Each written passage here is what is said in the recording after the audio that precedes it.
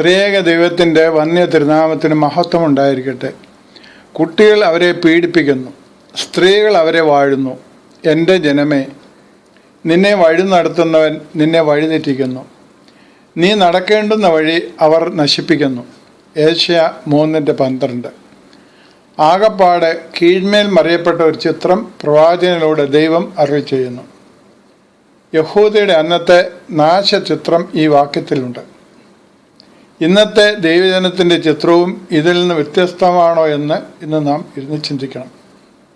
ഈ പ്രഭാതത്തിൽ സാമൂഹ്യ മാധ്യമങ്ങളുടെ ദുരുപയോഗത്തിൽ ചെറുതലമുറ ഇങ്ങനെയൊക്കെ ചെയ്യുന്നുണ്ടോ? നരച്ച തലയെ ബഹുമാനമുണ്ടോ? അത് ദൈവിക കൽപ്പനയല്ലേ?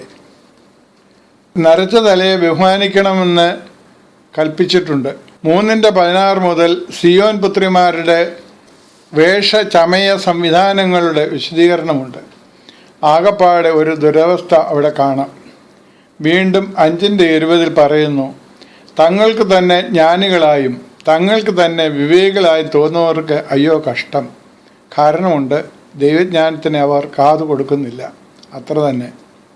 അതുകൊണ്ട് തന്നെ അവർക്കുള്ള വിപത്ത് അവരെ പിന്തുടരുന്നു എന്നത് അവർക്കറിയാത്തത് കൊണ്ടാണ് അവർക്ക് അയ്യോ കഷ്ടമെന്ന് ദൈവം അരുളി ചെയ്യുന്നത്.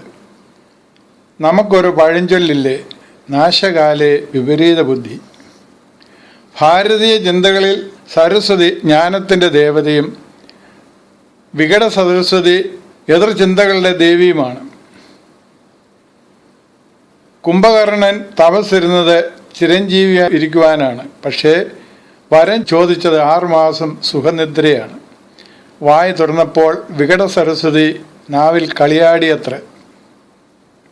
ഇന്ന് പലരുടെയും നാവിലും വികട സരസ്വതികൾ വിളയാടുന്നു.